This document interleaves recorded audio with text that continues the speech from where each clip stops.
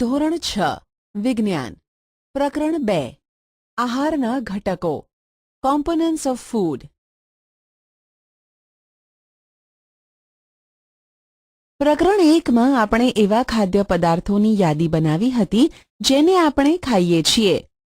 ભારતના વિવિધ ભાગોમાં ખાવામાં આવતા ખાદ્ય પદાર્થો વિશે પણ આપણે ઓળખ મેળવી હતી તથા તેને નકશામાં અંકિત કર્યા હતા. ખોરાકમાં રોટલી, દાળ અને રીંગણનું શાક હોઈ શકે છે. આ ઉપરાંત ભાત, સંભાર તથા ભીંડા હોઈ શકે છે. તેનાથી વિશેષ અન્ય ભોજનમાં ઇડલી, માછલી તથા શાકભાજી હોઈ શકે છે. પ્રવૃત્તિ 1.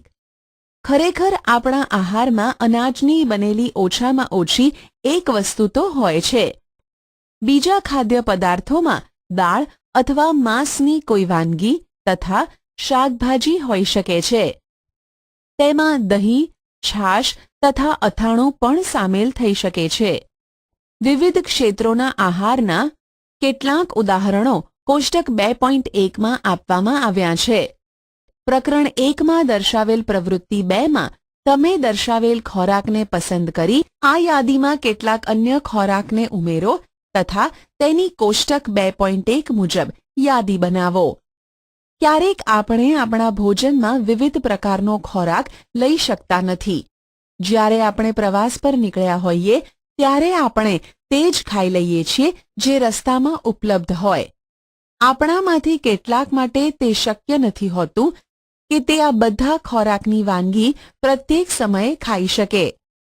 આહારમાં વિવિધ ખાદ્ય પદાર્થોના આ પ્રકારના વર્ગીકરણનું કોઈ કારણ હોવું જોઈએ.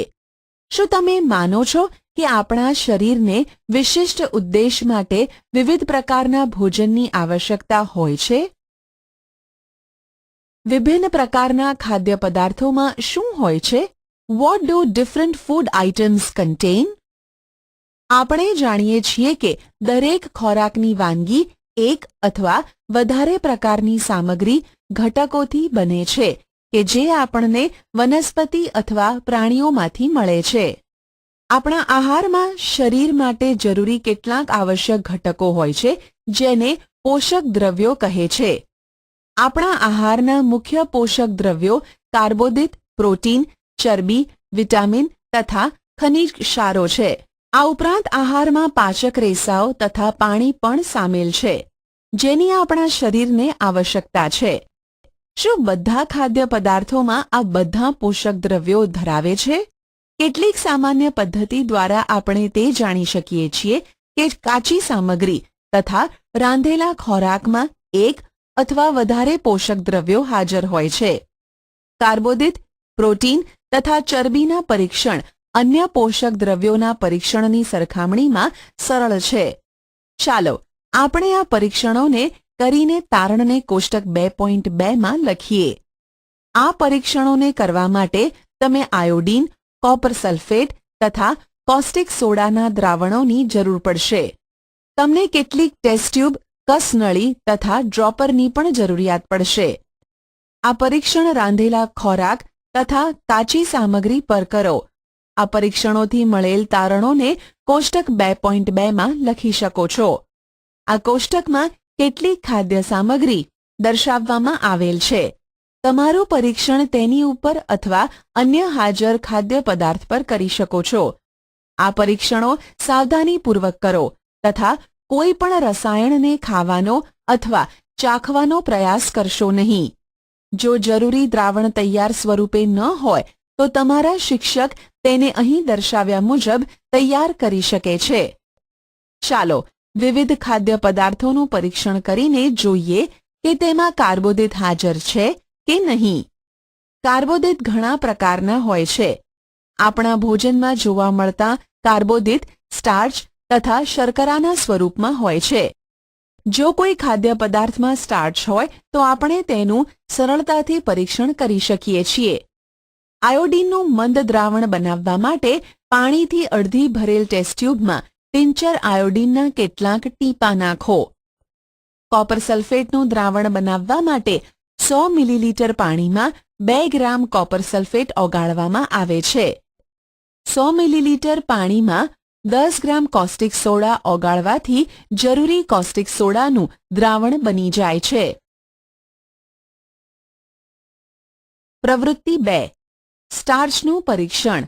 પરીક્ષણ માટે ખાદ્ય પદાર્થ અથવા કાચી સામગ્રીની અલ્પ માત્રા લો. તેમાં 2-3 ટીપાં દ્રાવ્ય આયોડીન દ્રાવણના ઉમેરો. ખાદ્ય સામગ્રીમાં થતા પરિવર્તનને જુઓ. શું તે ભૂરો કાળો થઈ ગયો છે?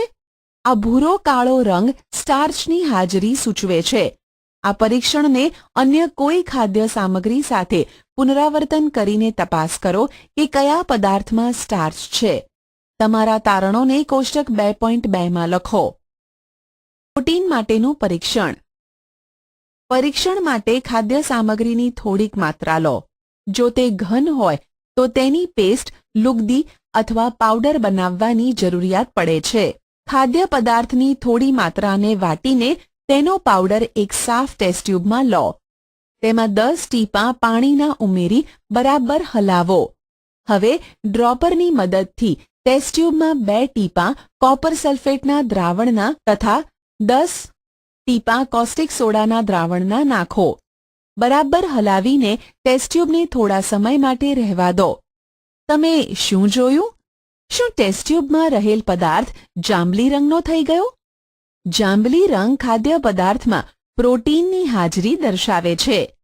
હવે તમે આ પરીક્ષણને બીજા ખાદ્ય પદાર્થ માટે પુનરાવર્તિત કરી શકો છો. કોષ્ટક 2.2. ખાદ્ય પદાર્થોમાં હાજર પોષક તત્વો. ખાદ્ય સામગ્રી. સ્ટાર્ચ હાજર, પ્રોટીન હાજર, ચરબી હાજર. કાચા બટાકા હા, દૂધ હા, મગફળી હા, ચોખાનો લોટ, રાંધેલ ચોખા, સૂકું નાળિયેર, ચણાનો લોટ, રાંધેલ દાળ, કોઈપણ શાકભાજીનો ટુકડો, કોઈપણ ફળનો ટુકડો, બાફેલ ઈંડું, સફેદ ભાગ. ચરબી માટેનું પરીક્ષણ. ખાદ્ય સામગ્રીની અલ્પ માત્રા લો. તેને કાગળમાં વીંટીને છૂંદો. ધ્યાન રાખો કે કાગળ ફાટી જાય નહીં. હવે કાગળને ખોલીને સીધો કરો તથા ધ્યાનપૂર્વક જુઓ. શું તેના પર તૈલી ડાઘા કે ધબ્બા છે?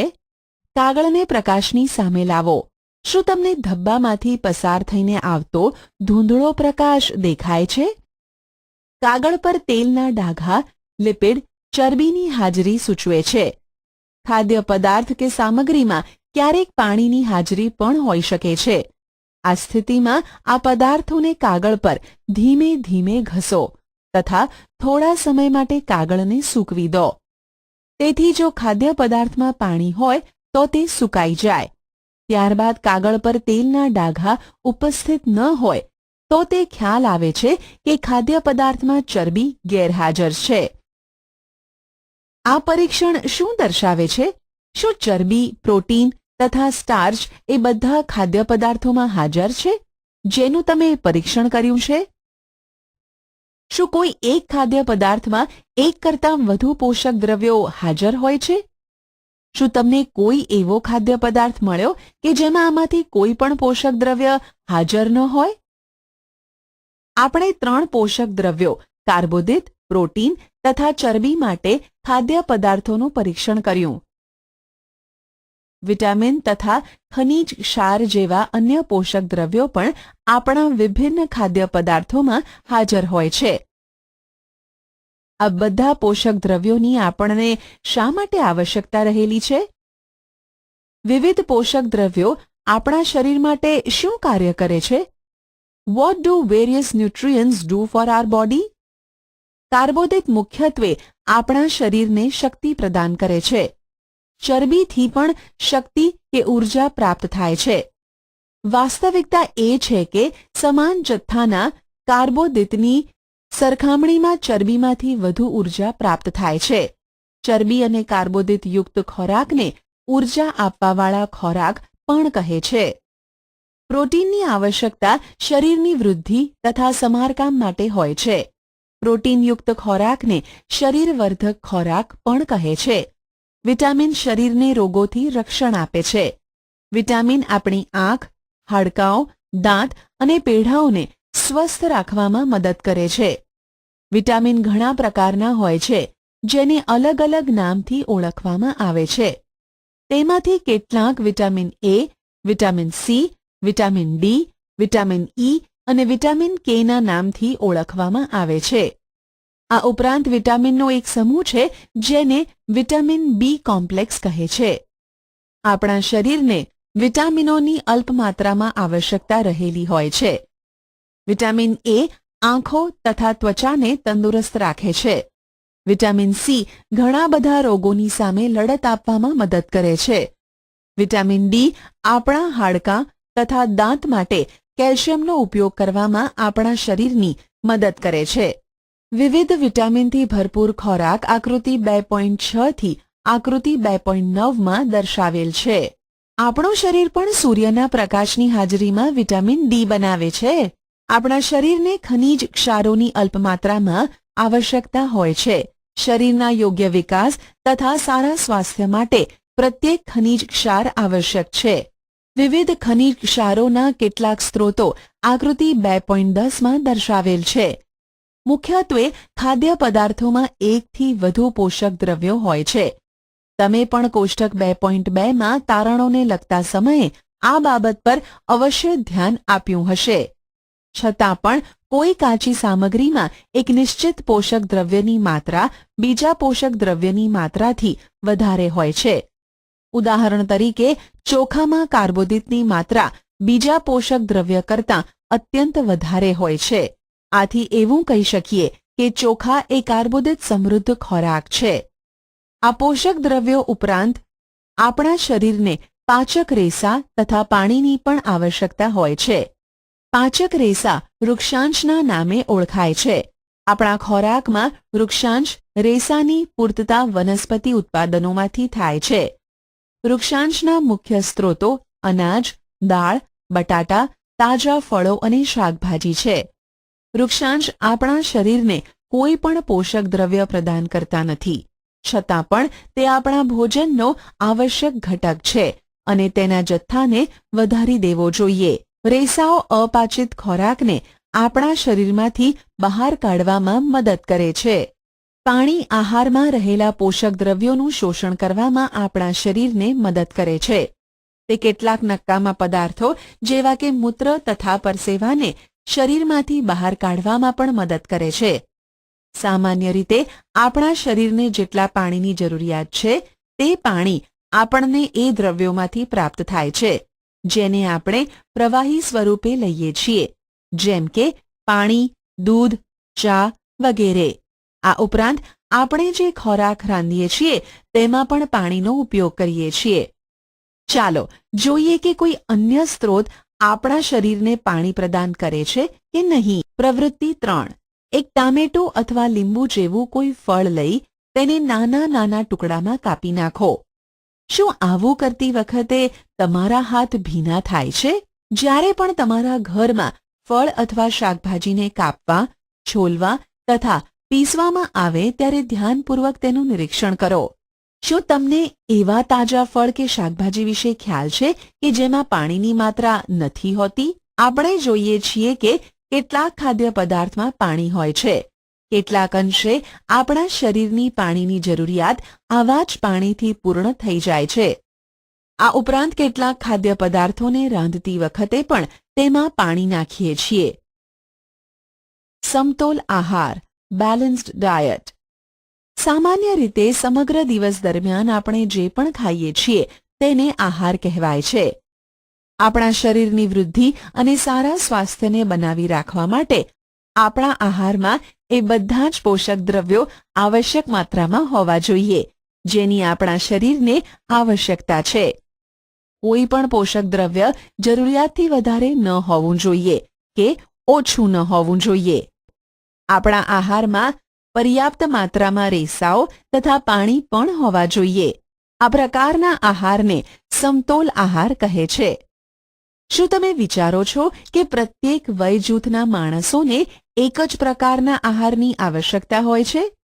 શું તમે એવું પણ વિચારો છો કે આપણો સમતોલ આહાર આપણા શારીરિક કાર્ય પર આધાર રાખે છે? એક અઠવાડિયા સુધી તમે જે પણ ખાવ છો તેનો એક ચાર્ટ તૈયાર કરો. તપાસ કરો કે પ્રતિદિન તમે જે ખાવ છો તેમાં બધા પોષક દ્રવ્યો હાજર છે. કઠોળ, મગફળી, સોયાબીન, અંકુરિત બીજ, મગ અથવા ચણા, આથવણવાળો ખોરાક, સાઉથ ઇન્ડિયન ખોરાક જેમ કે ઇડલી, લોટનું મિશ્રણ, મકાઈની રોટલી, થેપલા, અનાજ કે દાણાના બનેલ, કેળા, પાલક, દાળિયા, ગોળ, શાકભાજી અને આવા પ્રકારના અન્ય ખોરાક ઘણા બધા પોષક દ્રવ્યો ઉપલબ્ધ કરાવે છે. એટલા માટે કોઈ પણ વ્યક્તિ ખર્ચાળ ખોરાક સિવાય પણ સમતોલ આહાર ખાઈ શકે છે. યોગ્ય પ્રકારનો આહાર લેવો એ જ માત્ર જરૂરી નથી, પરંતુ તેને યોગ્ય રીતે રાંધેલો હોવો પણ જરૂરી છે, જેથી તેના પોષક તત્વો નષ્ટ ન થાય. શું તમે જાણો છો કે ખોરાક રાંધવાથી કેટલાક પોષક તત્વો નષ્ટ થઈ જાય છે? પહેલી એ જાણવા માટે ઉત્સાહી છે કે શું પ્રાણીઓના ખોરાકમાં પણ આ બધા પોષક દ્રવ્યો હાજર હોય છે? શું પ્રાણીઓને પણ સમતોલ આહારની આવશ્યકતા રહેલી છે? શાકભાજી તથા ફળોને જો છાલ ઉતારીને કે કાપીને ધોવામાં આવે તો શક્ય છે કે તેમાંથી કેટલાક વિટામિન નષ્ટ કે દૂર થઈ જાય. શાકભાજી તથા ફળોની છાલમાં કેટલાય મહત્વના વિટામિન તથા ખનિજ ક્ષારો હાજર હોય છે. ચોખા તથા દાળને વારંવાર ધોવાથી તેમાં રહેલ વિટામિન તથા કેટલાક ખનિજ ક્ષાર દૂર થઈ જાય છે. આપણે જાણીએ છીએ કે રાંધવાથી ખોરાકનો સ્વાદ વધી જાય છે તથા તેને પચાવવામાં સરળતા રહે છે. તેની સાથે સાથે રાંધવાથી કેટલાક પોષક તત્વોને નુકસાન પણ પહોંચે છે. જો ખોરાક રાંધવામાં વધારે પાણી ઉપયોગમાં લેવામાં આવે તથા ત્યારબાદ તે પાણીને ફેંકી દેવામાં આવે તો તે પાણીમાં કેટલાય મહત્વના પ્રોટીન અને ખનિજ ક્ષાર દૂર થાય છે. ખોરાક રાંધવાથી સરળતાથી વિટામિન સી નષ્ટ થઈ જાય છે. શું એ યોગ્ય નથી કે આપણે આપણા આહારમાં કેટલાક ફળ તથા કાચા શાકભાજીનો ઉપયોગ કરીએ? બુજોએ વિચાર્યું કે હંમેશા ચરબીયુક્ત આહાર ખાવો જ યોગ્ય છે. એક વાટકી કાર્બોદિત યુક્ત ખોરાકની તુલનામાં એક વાટકી ચરબીવાળો ખોરાક વધારે ઉર્જા આપે છે, ખરું ને? આથી તેણે તળેલી વસ્તુઓ જેવી કે સમોસા, પૂરી, મલાઈ, રબડી, પેંડા વગેરે ભરપૂર ચરબીયુક્ત આહાર ખાધો. તેના સિવાય અન્ય ખોરાક ખાધો નહીં. શું તમે વિચારો છો કે તેણે ઠીક કર્યું હશે? ના, ખરેખર નહીં જ. આટલું વધારે પડતું ચરબીયુક્ત ભોજન આપણા માટે હાનિકારક સાબિત થઈ શકે છે. આપણા ભોજનમાં ચરબીની વધુ માત્રા મેદસ્વીતાનું કારણ બને છે. ત્રુટિજન્ય રોગો, ડેફિશિયન્સી ડિઝીઝીસ. વ્યક્તિ પોષણ માટે પર્યાપ્ત ભોજન લઈ રહ્યો છે, પરંતુ ક્યારેક તેના ખોરાકમાં કોઈ ચોક્કસ પોષક દ્રવ્યની ત્રુટિ, ઉણપ હોય છે. જો આ ઉણપ લાંબા સમય સુધી રહે તો તે વ્યક્તિમાં કેટલીક ખામી ઉત્પન્ન થાય છે. એક કે વધુ પોષક દ્રવ્યની ઉણપ આપણા શરીરમાં રોગ કે વિકૃતિઓ ઉત્પન્ન કરી શકે છે. એ રોગ કે જે પોષક દ્રવ્યોના લાંબા સમય સુધીના અભાવના કારણે થાય છે તેને ત્રુટિજન્ય રોગો કહે છે. જો કોઈ વ્યક્તિ તેના આહારમાં પર્યાપ્ત પ્રોટીન નથી લઈ રહી તો તેણીની વૃદ્ધિ કુંઠિત થવી, ચહેરો ફૂલી જવો, વાળનો રંગ ફિક્કો પડવો, ત્વચાના રોગો અને ઝાડા જેવા રોગો થઈ શકે છે. જો કોઈ વ્યક્તિ પ્રોટીન તથા કાર્બોદિત જેવા આહારથી લાંબા સમય સુધી વંચિત રહે તો તેની વૃદ્ધિ સંપૂર્ણ અટકી જાય છે. આવી વ્યક્તિ ખૂબ જ દુબળી પાતળી થઈ જાય છે. તે એટલી દુબળી થઈ જશે કે ચાલવા માટે પણ અસમર્થ થઈ જાય છે. વિવિધ વિટામિનો અને ખનિજ ક્ષારોના અભાવથી રોગ અથવા વિકૃતિઓ થઈ શકે છે. તેમાંથી કેટલાક કોષ્ટક 2.3માં દર્શાવવામાં આવેલ છે. આવા ત્રુટિજન્ય રોગોને સમતોલ આહાર લેવાથી અટકાવી શકાય છે. આ પ્રકરણમાં આપણે એ જાણવાનો પ્રયત્ન કર્યો કે જુદા જુદા વિસ્તારોમાં ખોરાકની એટલી વધારે વિવિધતા હોવા છતાં પણ આહારમાં પોષક તત્વોનું વિતરણ સામાન્ય શા માટે છે? આ વિતરણ આપણા ભોજનમાં આવશ્યક પોષક તત્વોની હાજરી સુનિશ્ચિત કરે છે. વિટામિન અને ખનિજ ક્ષારોના ઉણપના કારણે થતા કેટલાક રોગો. વિકૃતિ. વિટામિન, ખનિજ. ત્રુટિજન્ય રોગ. વિકૃતિ. ચિહ્નો. વિટામિન એ, દ્રષ્ટિહીનતા, રતાંધળાપણું. નબળી દ્રષ્ટિ, રાત્રે ઓછું દેખાવું, ક્યારેક સંપૂર્ણપણે દેખાતું બંધ થઈ જવું. વિટામિન B1, બેરી, નબળા સ્નાયુઓ તથા કામ કરવા માટે ઓછી શક્તિ. વિટામિન સી, સ્કર્વી, પેઢામાંથી લોહી નીકળવું, ઘામાં રૂજ આવવા માટે વધુ સમય લાગે.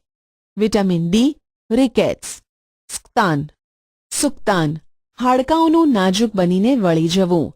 કેલ્શિયમ, હાડકાં અને દાંતનો કહોવાટ, નબળા હાડકાં અને દાંતમાં સડો થવો. આયોડીન, ગોઈટર, ગલગંડ, ગરદનમાં આવેલ ગ્રંથિ ફૂલી જવી, બાળકોમાં માનસિક મંદતા. આયર્ન, એનિમિયા, પાંડુરોગ, નબળાઈ. પારિભાષિક શબ્દો. સમતોલ આહાર, બેલેન્સ્ડ ડાયટ, બેરી, કાર્બોદિત, કાર્બોહાઈડ્રેટ્સ, ઉર્જા, એનર્જી, ચરબી, ફેટ્સ, ખનિજ ક્ષાર, મિનરલ્સ, પોષક દ્રવ્યો, ન્યુટ્રિયન્ટ્સ, પ્રોટીન,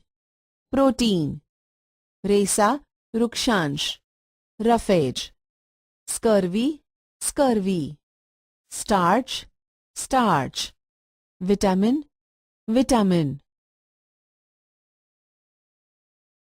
આશા છે કે તમને આ ઈ લર્નિંગ મોડ્યુલમાં મજા આવી હશે. આભાર.